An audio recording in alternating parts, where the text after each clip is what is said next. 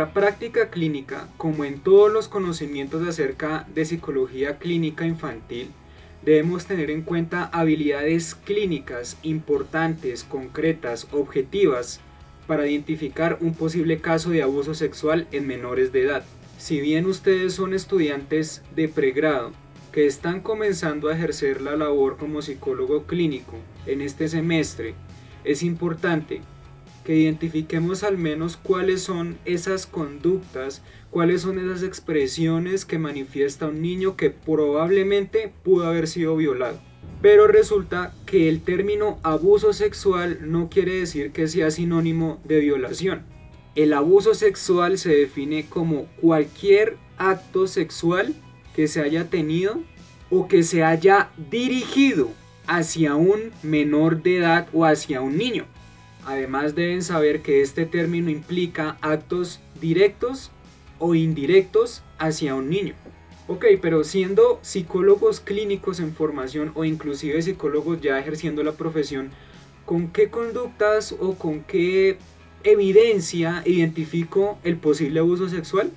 Conozca las más básicas a continuación.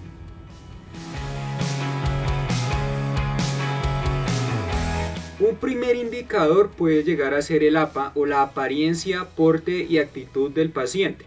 Es indiscutible que nosotros como psicólogos debemos detectar el APA en cada sesión que nosotros vayamos pasando con el paciente, desde la primera, que sería la sesión de valoración.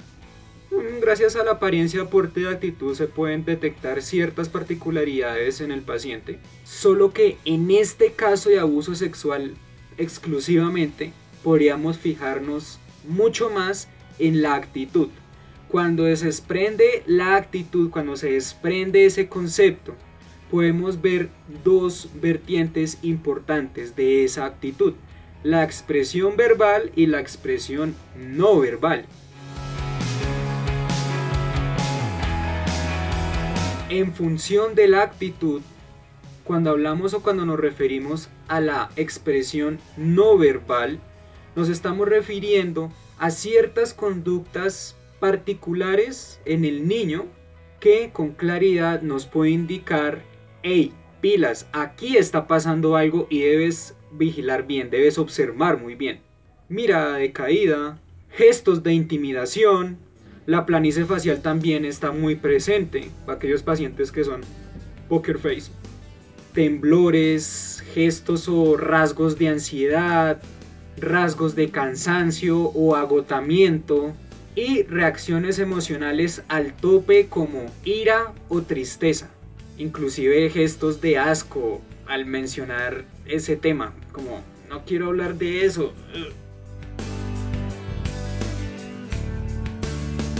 Seguidamente de la expresión no verbal encontramos la expresión verbal con conductas como rasgos de timidez al conversar, dificultad de la comunicación del paciente hacia el terapeuta de tal manera que sus reportes no son bastante claros, reportes sobre molestias o dolores en las zonas genitales de los pacientes. También este reporte puede darse por parte de los padres o de los acudientes. Reportes sobre ausencia escolar repentina o bajo rendimiento académico repentino. Y reportes de sangrado en las zonas anales o vaginales por parte del paciente o por parte de los padres o acudientes. Estos reportes de alguna u otra manera levantan sospechas y uno tiene que encender las alarmas porque, sea verdad o sea mentira, podríamos estar hablando de un caso de abuso sexual bastante grave y lo tenemos que ir dando una vigilancia adecuada. Dentro de este tema de abuso sexual existen al menos 3 indicadores por los cuales el psicólogo clínico debe trabajar o debe identificar para saber si realmente estamos hablando de un posible abuso sexual. Indicadores específicos, compatibles e inespecíficos. ¿Qué es un indicador específico? Un indicador específico es el reporte directo, concreto, sin ser nada abstracto, un reporte tan así, directo, sobre el abuso sexual. El paciente no se va a ir por las ramas, sino que sí, pues es que más no. El paciente te dice las cosas claramente como son. como suelen referirse los niños, doctor o doctora, esa persona llegó, ese extraño llegó, o mi tío llegó y me tocó la cola, o me tocó el pipí, o me tocó la florecita, o me tocó la vagina. Doctor, doctora, él llegó, me pidió que me quitara la falda, que me quitara el pantalón y me empezó a manosear el pipí, la vagina y la cola. Punto. Eso es abuso sexual. Por fortuna, estos indicadores específicos ayudan a corroborar a que el paciente realmente conoce su propio cuerpo, conoce dónde queda el pene, dónde queda la vagina, dónde queda la cola, es decir, localiza con facilidad el área genital donde lo tocaron y describe cómo fue el acto y en qué lugar fue o a qué hora fue. Los indicadores compatibles son aquellas conductas o comportamientos que son realmente inusuales en los niños. ¿Cuáles serán esos comportamientos inusuales a la hora de sospechar un posible abuso sexual? Tenemos conductas sexualizadas, conductas hipersexualizadas, términos no muy comunes a la edad de los niños sobre sexo, conocimientos de cualquier conducta o comportamiento sexual que se pueden ver muy normales en los adultos, y comentarios de carácter sexual que de alguna u otra manera implican el hecho de que el niño probablemente estuvo cerca, evidenciando o dentro de un acto sexual. Tirar rico, el oral, hagamos la posición del caballito, pero si me lo chupa primero, se lo voy a meter, métamelo y hablamos, vamos a follar, vamos a pichar.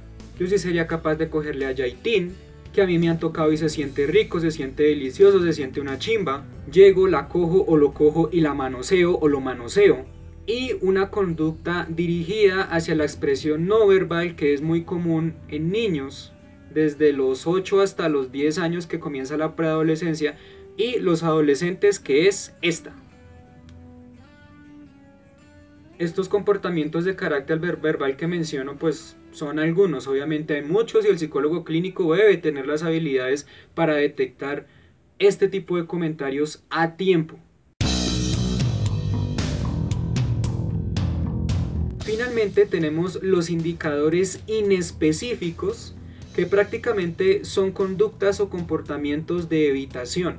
Evitar ir a la escuela, tener un bajo rendimiento académico por evitar ir a la escuela, evita comer sanamente, evita dormir tranquilamente o no tiene horas de sueño adecuadas, llora, se frustra, tiene ira, tiene rabia, se aísla de los compañeritos de clase o se aísla de personas mayores cuando digamos está en compañía de algún mayor de edad, de su abuelito, del tío, del primo o del hermano, inclusive también se llega a aislar, se va de la casa. Es muy agresivo, es muy irritable tanto en el colegio como en la casa.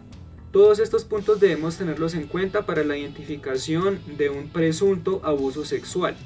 Recuerden que la mejor contribución que ustedes pueden llegar a hacer en estos casos es el reporte oportuno de esta situación. Si no tenemos los conocimientos claros sobre evaluación e intervención, más que todo de la intervención sobre estos casos de abuso sexual, nunca te atrevas a tratarlo.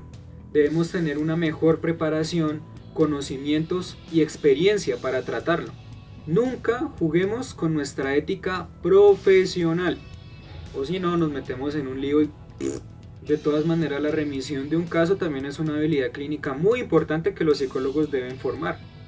Bueno, eso ha sido todo por el momento. Espero que les haya gustado el video, espero que les haya servido la información y ante todo sigan adelante esforzándose, siendo esos psicólogos brillantes que serán en el futuro. Recuerden que por más errores que cometemos en nuestra práctica clínica nos indican que debemos aprender más, que debemos reforzar más los conocimientos y ante todo a seguir creyendo en nosotros mismos y en esta bella profesión. Muchísimas gracias y nos vemos en otro próximo video.